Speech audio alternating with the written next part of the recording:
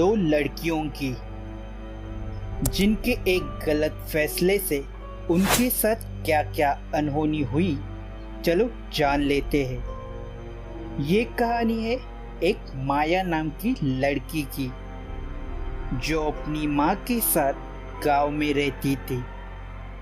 माया रोज सुबह अपनी माँ को रसोई में मदद करके स्कूल के लिए निकल जाती।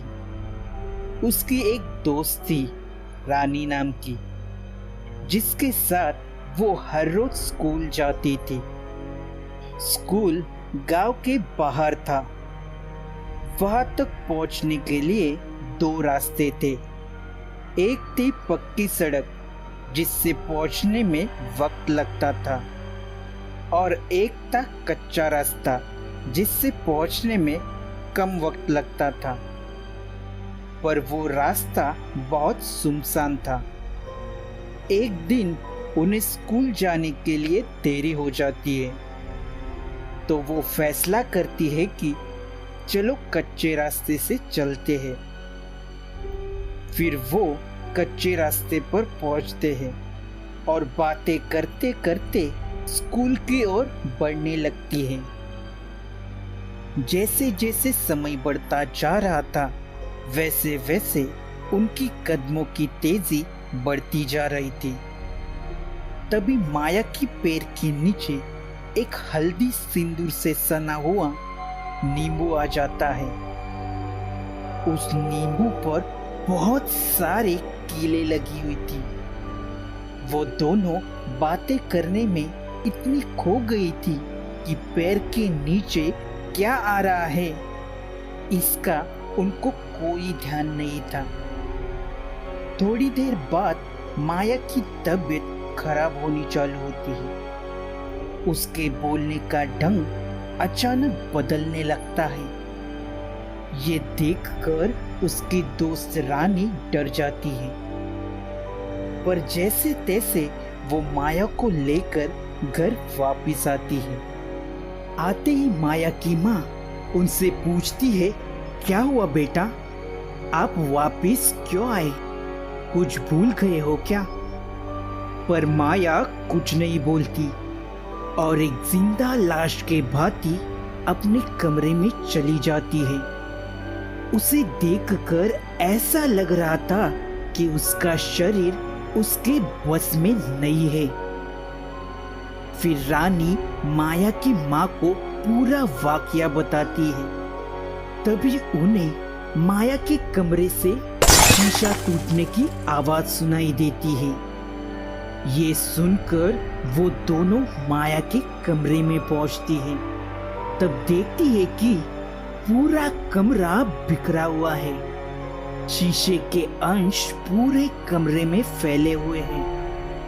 ये देखकर दोनों डर जाते हैं और माया को यहाँ वहां देखने लगते हैं।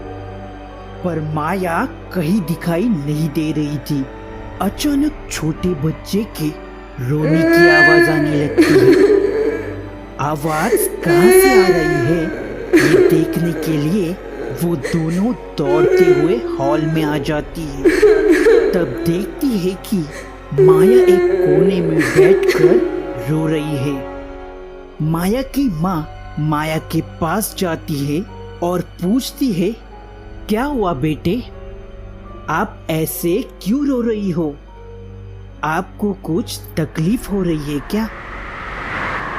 तभी माया के बाल हवा में लहराने लगते हैं और अपनी माँ को घूरने लगती है। उसकी आंखें पूरी तरह से लाल हो गई थी। वो अपने दांत अजीब तरीके से किटकिटाने लगी थी। ये भयावह मंजर देखकर माँ और रानी डर जाती है। उनको समझ में आ गया था कि उस पर किसी साये का भूत सवार हुआ है। जैसे तैसे वो दोनों माया को पकड़कर उसके कमरे में ले जाती है और उसके हाथ पैर पलंग से बांध देती है, जिससे वो खुद को या दूसरों को हानि ना पहुंचा पाए। और उसके कमरे को बाहर से बंद करती है। फिर माया की माँ उनके गुरुजी को फोन लगाती है और उनको पूरी कहानी बताती है। वो सुनकर गुरुजी को समझ में आ गया था कि उसके अंदर किसी आत्मा का बसेरा है।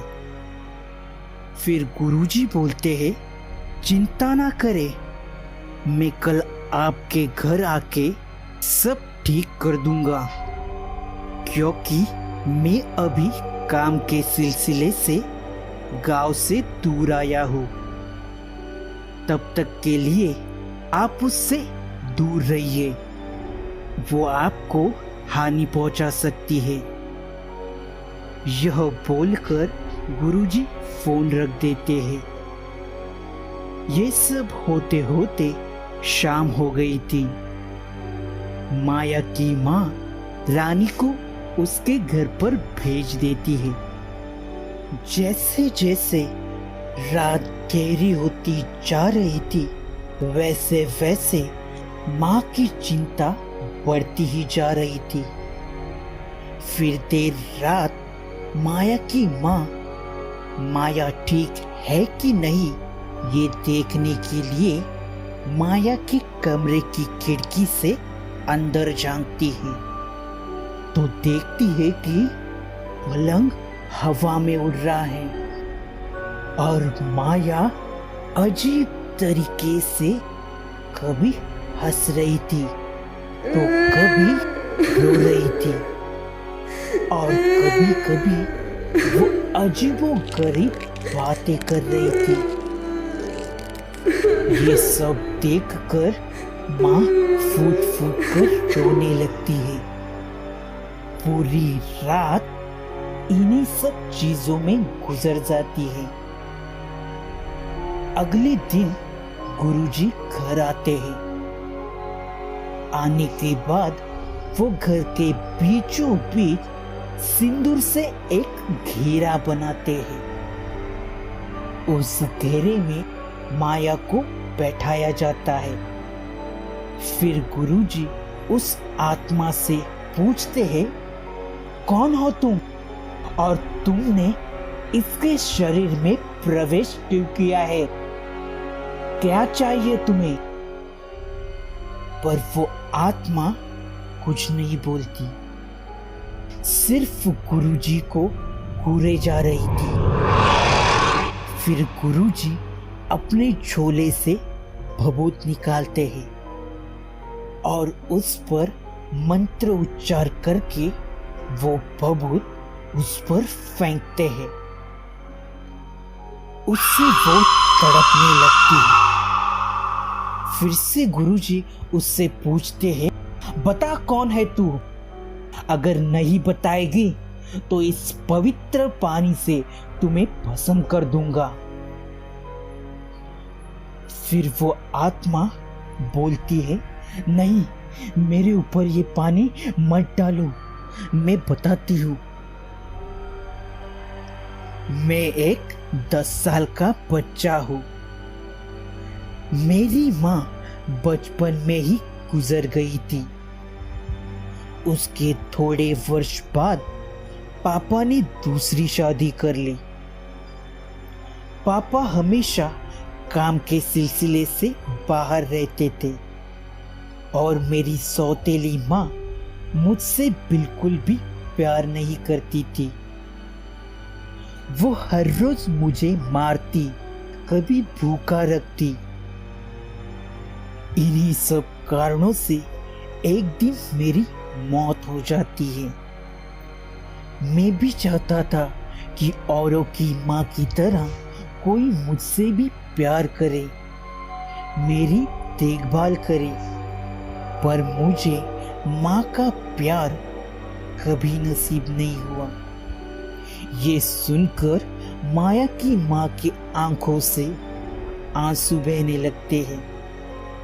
वो दौड़ के रसोई में जाती है और एक थाली में खाना सजाकर लाती है और अपने हाथों से उसे खाना खिलाती है। ये देखकर उसके भी आंखों से आंसू बहने लगते हैं। वो खाना खा के तृप्त हो जाता है।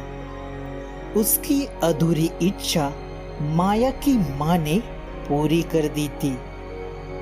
उसके बाद उस बच्चे की आत्मा माया का शरीर छोड़ देती है। फिर माया पहले की तरह सामान्य हो जाती है। ये कहानी सुनाने का हमारा उद्देश्य इतना ही था कि अगर आपके आसपास भी किसी बच्चे के साथ ऐसा कुछ हो रहा है तो उसके खिलाफ आवाज जरूर उठाएं, क्योंकि आपकी एक आवाज से किसी की जिंदगी बच सकती है।